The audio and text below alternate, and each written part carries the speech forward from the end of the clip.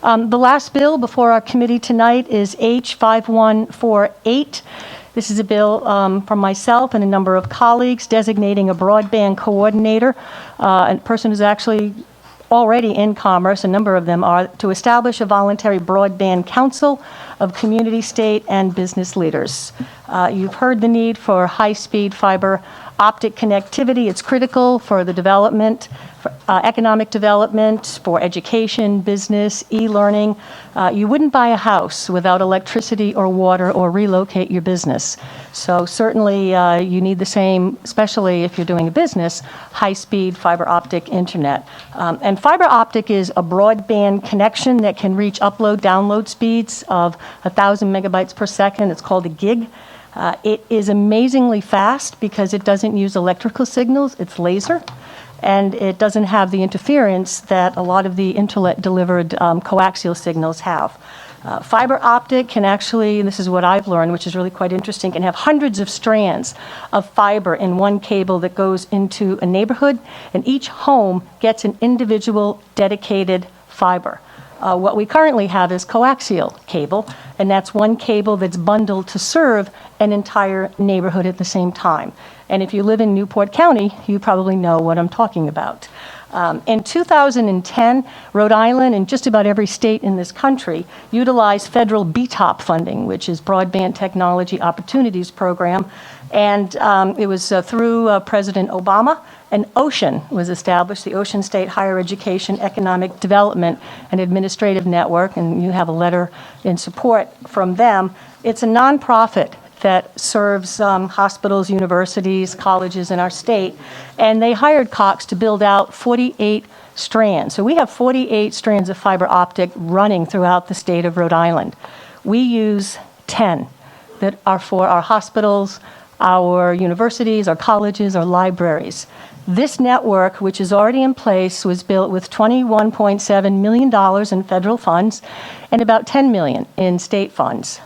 Again, only 10 strands are being used to connect our meds and eds, which is very important, but there are no on or off ramps to this technology highway for small businesses, for residents, and for many municipalities. So why is this bill important?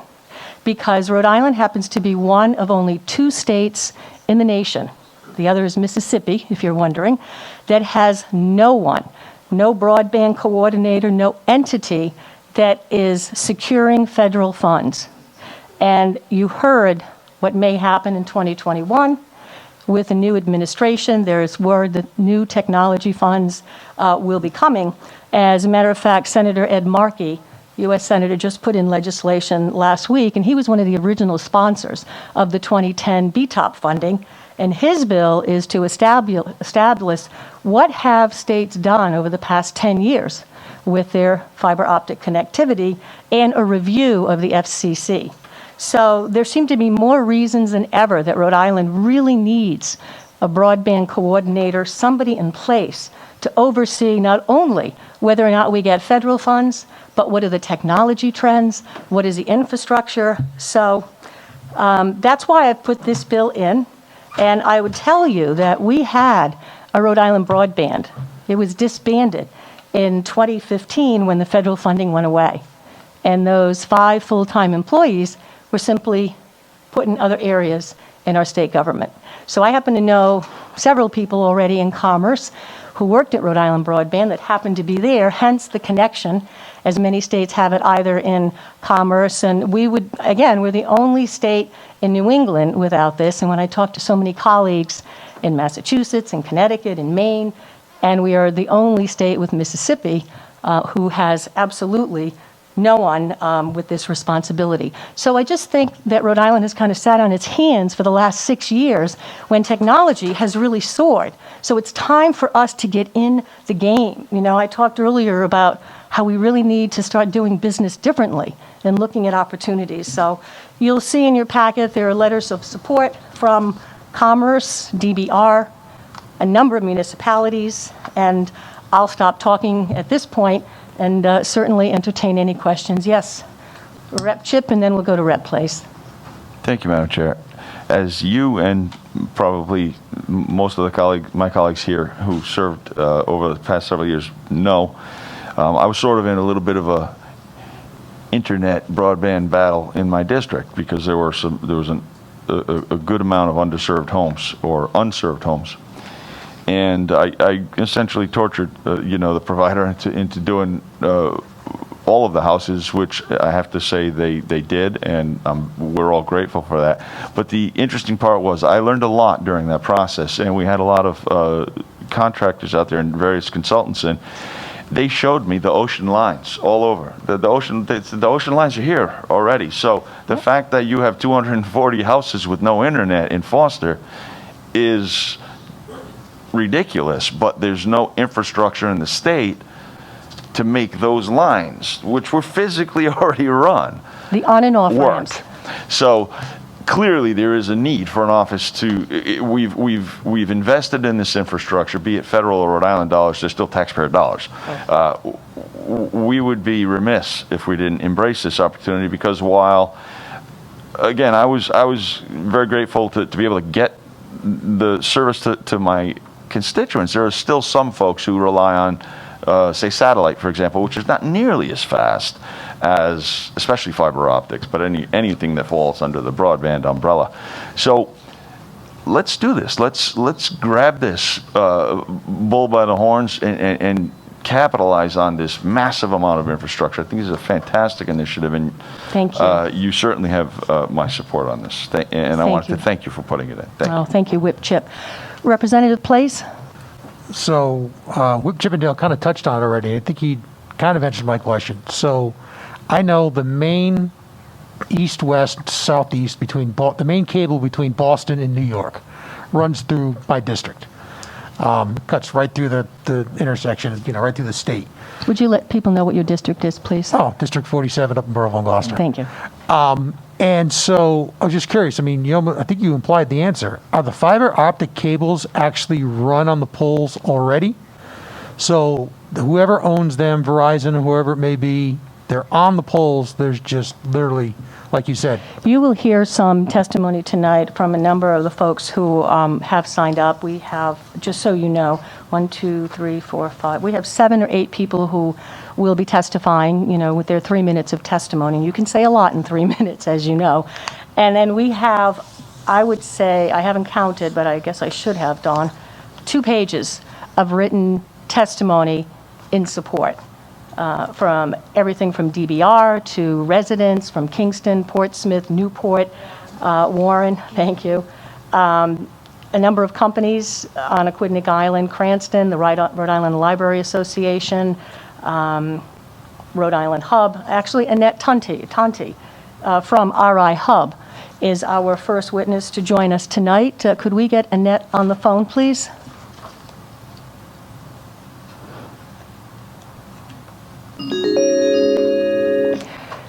Good evening, Ms. Tonti, are you there? Good evening. Welcome to the Yes, House I'm Committee here. on Internet, Innovation, Internet, and Technology. Thank you for joining us. You're before the committee, and the floor is yours. Thank you so much, and good evening, Madam Chair and members of the committee. I'm Annette Tonti, the Managing Director of RIHub. RIHub is Rhode Island's first innovation campus.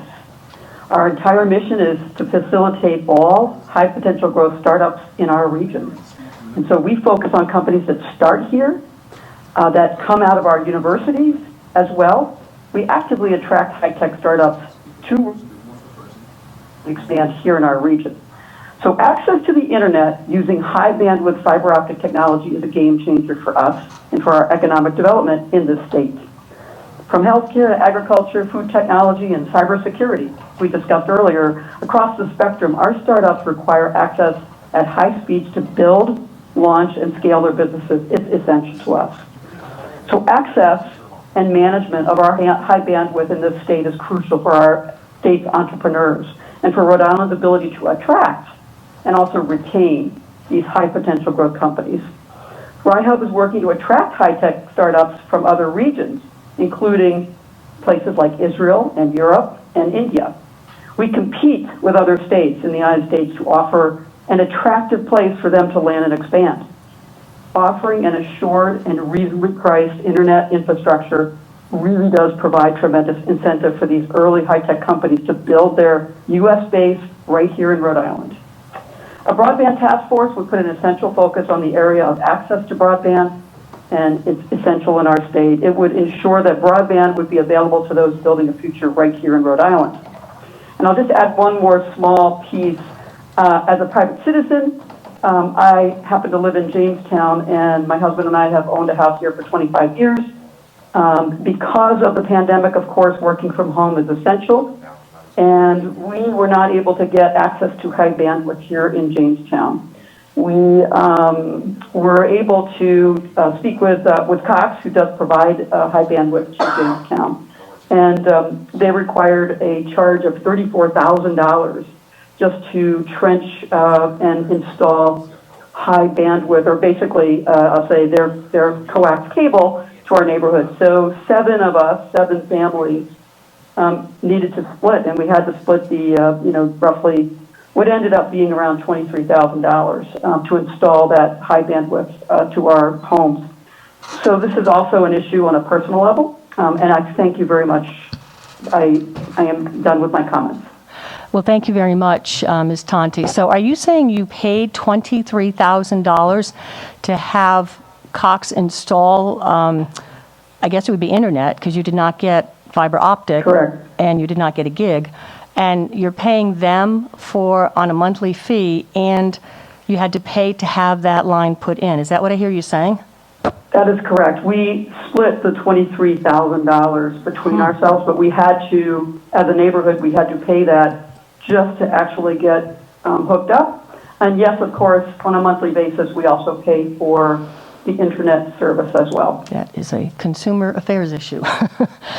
Anyway, thank you, Ms. Tonti. Any questions for this particular person? Seeing none, thank you very much for your testimony tonight. Next we have... Thank you all. Thank you. Timothy Wilkerson, New England Cable. Are you there, Mr. Wilkerson? I am. Great, thank you. You have the floor before the House Committee on Innovation, Internet, and Technology. Thank you. Thank you. Thank you. Once again, good evening, Madam Chair and esteemed members of the committee. My name is Tim Wilkerson. I'm president of NECTA. While I appreciate the sponsor's intentions and understand certain frustrations, I strongly suggest that Rhode Island broadband policy should be focused with laser beam accuracy towards adoption of broadband service running outside literally every Rhode Islander's front door. The deployment of broadband across Rhode Island is the envy of most other states. As repeated studies show, Rhode Island is one of the most deployed states in the country, highlighted by a competitive landscape providing consumers with choice of world-class products and services.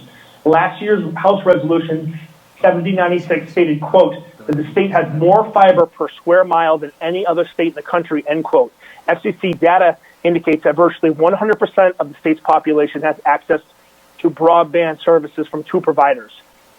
In Rhode Island, that interconnected multi-state infrastructure system is supported through over $1 billion in direct investment, resulting in high-speed broadband passing nearly 500,000 homes through approximately 2,000 miles of fiber, and that's just from one provider alone.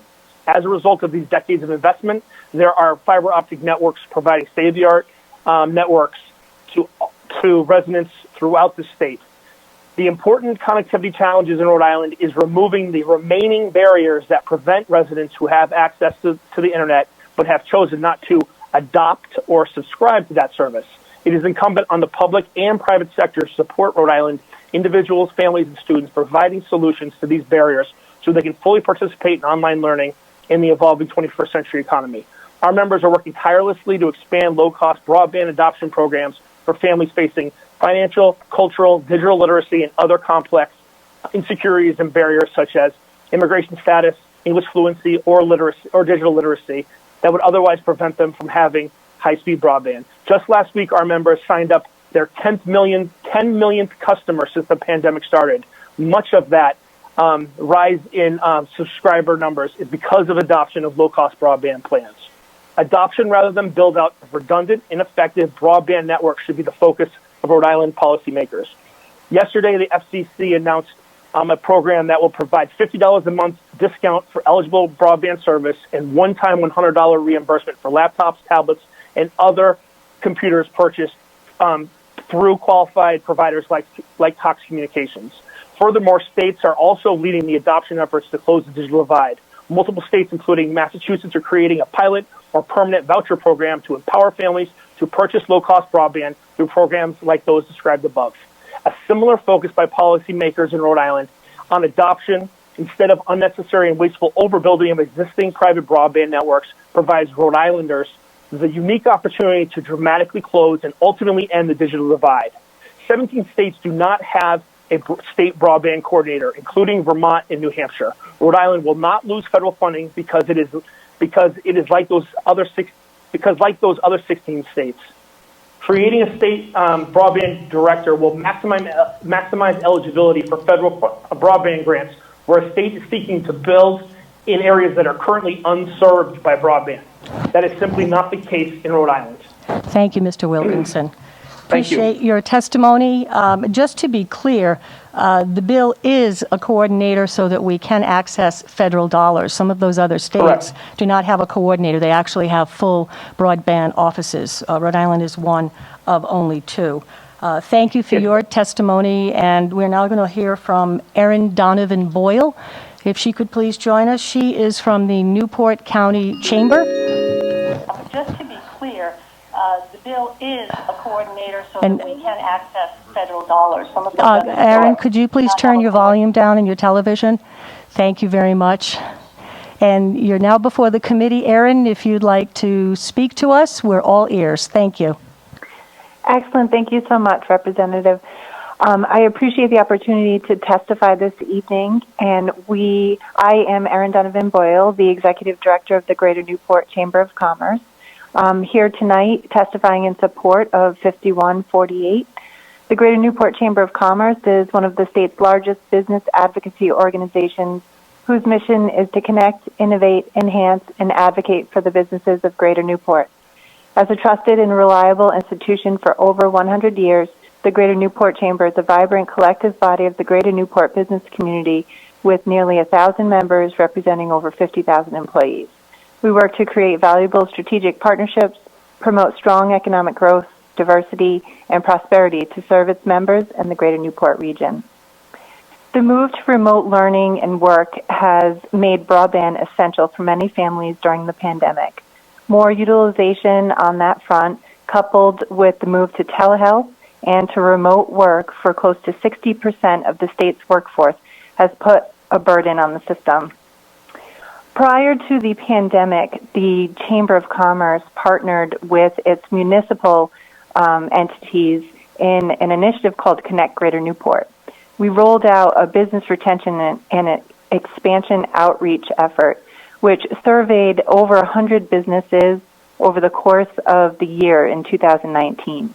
Of the several issues that were raised by businesses that were hindering growth or expansion, nearly 63% of those businesses that participated in the survey and interviews identified access to broadband as being, and high-speed internet as being a hindrance. Additionally, in the recent stimulus package that Congress is proposing, there is $7 billion for broadband internet. Programs are expected to be operational early in 2021 and will include specific millions of dollars for improving broadband mapping and broadband deployment in areas that have not been built out. Having a broadband coordinator will put the state in a better position to access these funds, which are much needed for businesses, education, and our healthcare system. Additionally, developing a strategy to build out the last mile where it is needed most and upgraded nodes appropriately will be an important step in determining costs and action steps needed to ensure we have the appropriate infrastructure in place to have a thriving economy, a robust education system, and the quality of service that is needed to succeed in an ever-changing technological landscape. I thank you for your consideration and again for the opportunity to testify this evening. I'd be happy to take any questions.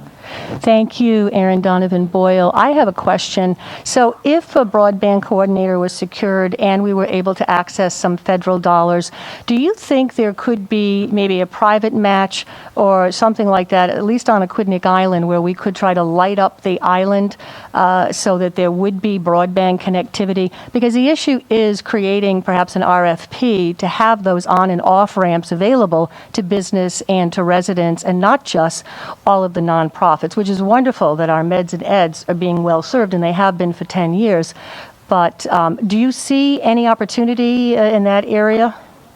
Yes, so thank you for the question. So we are actually in the process as our Regional Economic Development Division, again, which is a public-private partnership with all of the municipalities in our region, as well as the private sector and philanthropical endeavors.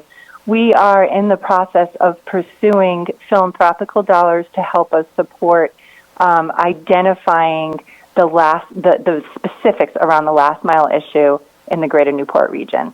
So certainly, money has already been contributed through all of those different public-private entities that are participating in this initiative to identify ways to support the small business community. One of the highest priorities that we have uncovered is that accessibility to broadband. And while we do have wonderful service providers that are offering service to constituents and businesses on the island, there is a gap in that last mile connectivity, which I believe one of your representatives had questioned before. So yes, we have the fiber laid, and only some of those strands are being utilized, but the issue lies in that last mile connection. So once we're able to identify and do a feasibility study and a cost analysis of the need for exactly what type of investment and where the the lack of connection is, then we can identify a course of action. Being able to have the support from the state through an office like this or a commission that is able to be developed, however you determine best to move forward, will be extremely helpful in unearthing other opportunities to identify funds, both federal, I think state, but other philanthropical dollars as well. Well, and your issue in Newport and Aquidneck Island is not only you. In Warren, from a letter we have from that town, there's existing fiber on the pole directly in front of Town Hall, but the cost to bring that fiber 15 feet into the building is more than $22,000. So perhaps, a federal grant would be able to offset that in that municipality as well. So part of this council does have the League of Cities and Towns as well on here. Any other questions for Erin Donovan Boyle? Hearing none, thank you very much for your testimony tonight. Thank you, Madam Chair. Also joining us is Angel Lopez in Providence. He has written testimony, and I believe he's against. Good evening, Angel. You have the floor. Hi. Hello. Thanks. Thanks for giving me the opportunity to speak. It's good to see other Eagles engaging in government like myself. So I'll start off by just stating for the record that my biometric information is not for sale. My name is Angel Lopez. I live in the Silver Lake neighborhood of Providence. I really like this bill. I would love to support it since I know that wired broadband is faster, more reliable, and secure than wireless internet. However, the Broadband Council, as it is described in this bill, I don't think it has the ability to perform the duties and powers in traditionally underserved and marginalized communities in Providence. I don't see a seat there that is willing to educate the residents or put an end to the corporate abuse that is currently happening in communities like the one I live in Silver Lake. I have inquired about specific installations to the city of Providence. These are more wireless installations for a distributed antenna system. So I've inquired to the city of Providence, to the Providence Emergency Management, to DEPA, to the Department of Business Regulation, and even to the police, and they don't provide any information as to what these devices are and what exactly do they do. And I even documented one sign near eye level that would have notified small businesses small business owners nearby around that pole about the wireless emission levels exceeding FCC limits at a DAS, a distributed antenna system installation site, but it was covered up by a traffic sign. Mr. Lopez, you need to please stay on the merits of this bill, which is the broadband. This is not a wireless bill. And I understand some of the issues that may be going on in your Providence neighborhood, but this has to do with a broadband coordinator and forming a broadband advisory council. So in the final 60 seconds, I'll make my point brief. So the broadband council, in order for the broadband council to do its duties and exercise its powers, it would need to, one, educate an underprivileged community, an underserved community. There's nothing there, half of them at least, that are on those organizations. The only one I'm fond of is Commerce Rhode Island, because they have made a commendable effort in 2020 to provide support to small businesses in those communities. But they're a private company. They're Rhode Island Commerce Corp, so they have no responsibility at the end of the day to the public. Okay. So they will be forced to side with the wireless industry. So we really need the Broadband Council to investigate Rhode Island General Laws 3932 in order to ensure the well-being of the small businesses, residents, and the students of Providence, which are right now, because there is no broadband person in the state to look after these issues. That law, the Rhode Island Small Cell Sitting Act, has given Exonet Systems regulatory autonomy over its own emissions and activities. Thank you, Mr. Lopez. And it has become the secret owner of public rights-of-way around Providence. Mr. Lopez, thank you. We're not on a Small Cell Siting Act. That's another piece of legislation. But thank you for your testimony, and you bring some very valid points, and that's why it's important to have public testimony. We're now going to hear from Avron Dorfman. If we could please get Avron. I hope I'm pronouncing that correctly. Avram, I apologize. Hi, Avram Dorfman, please lower your television set, please, and radio. Thank you very much. The floor is yours. Welcome to the committee. Hello, my name is Avram Dorfman. I'm a resident of Newport, and I'm a software engineer. I'm also a former United States Air Force captain, and I was a communications officer assigned to the Pentagon, where I was, in fact, responsible for internet access for the Department of Defense. And I also have a master's degree in computer science and a bachelor's degree in economics, and these are all critical to the perspective that I'm bringing here. I'm 100% in support of this bill. It's absolutely clear that we need a Rhode Island government organization looking out for internet access and availability and quality in the state of Rhode Island. I do have a couple of comments as to the focus of the bill.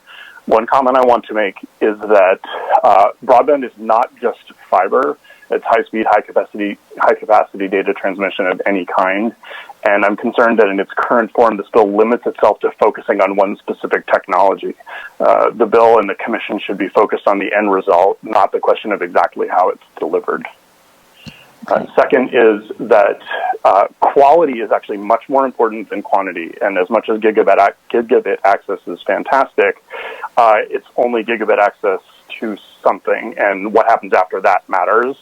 And it really matters what the quality of the network is, and you can actually have a higher performing network at low speeds like 50 to 100 megabits per second if the network is performing as well as it should, versus if you have a gigabit network that is not being monitored in terms of its quality, it can actually provide worse service.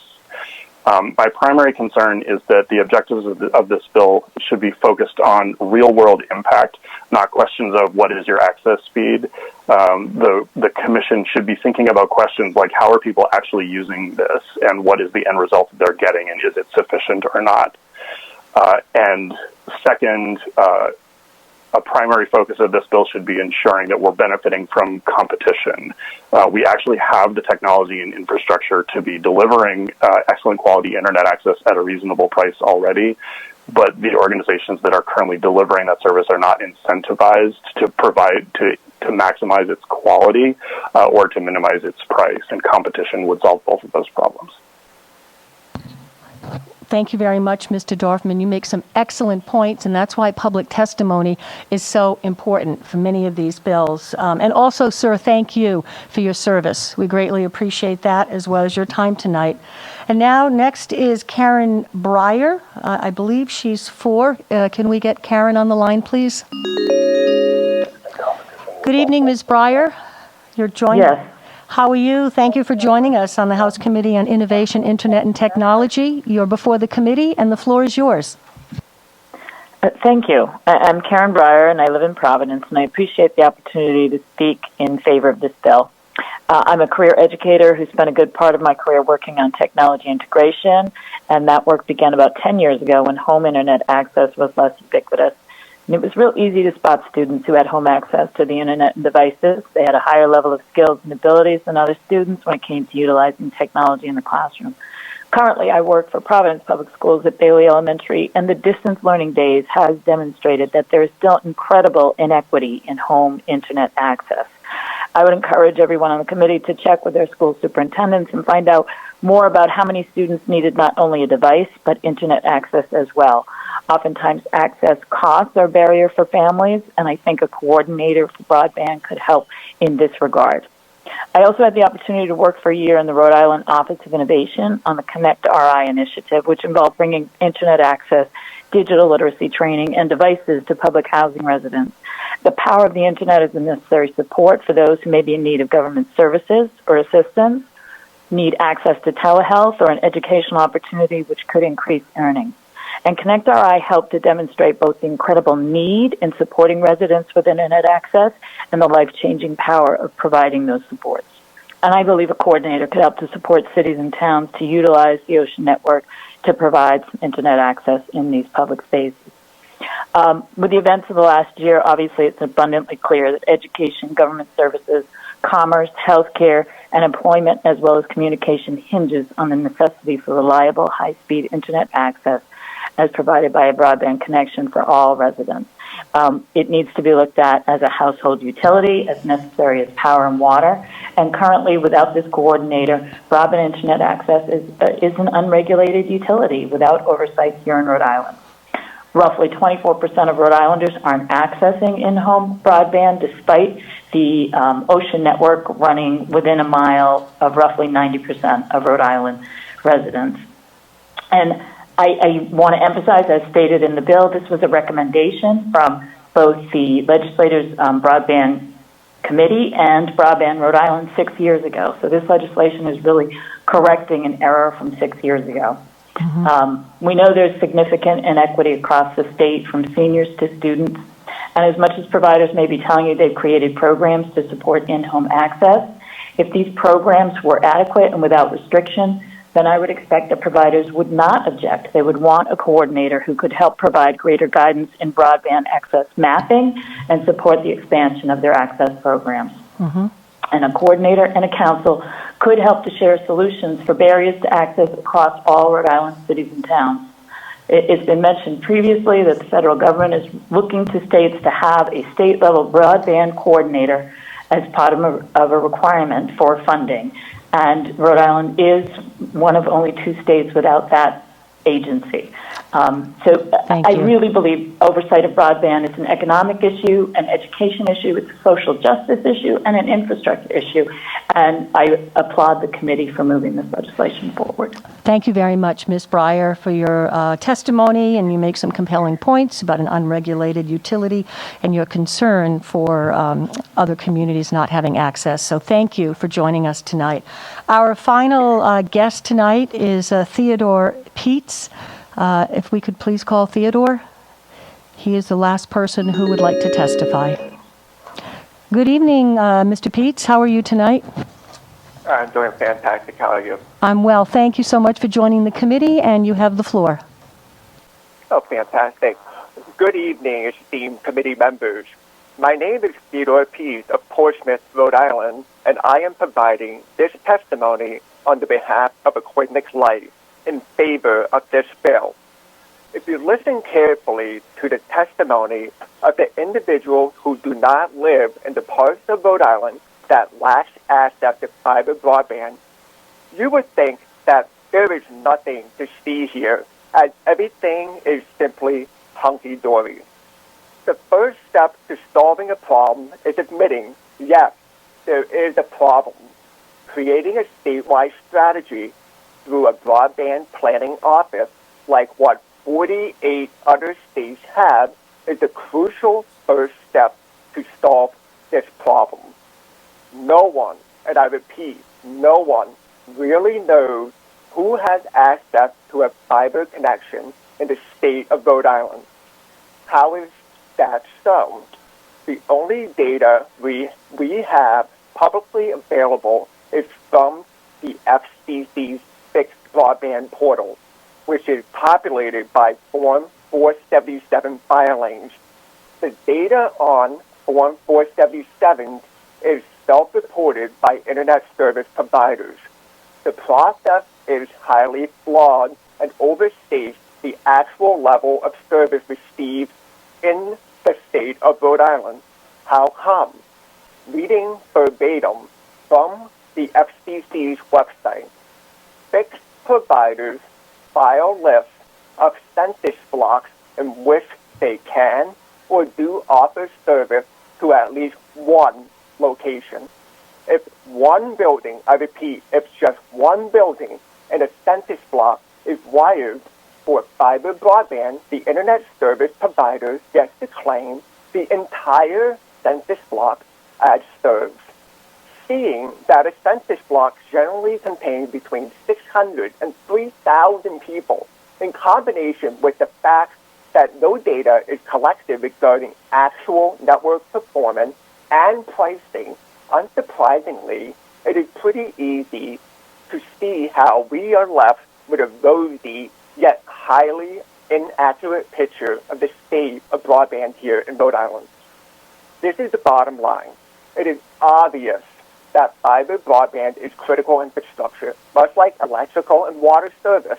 I urgently impress upon all of you the importance of this bill for this reason, among many other reasons.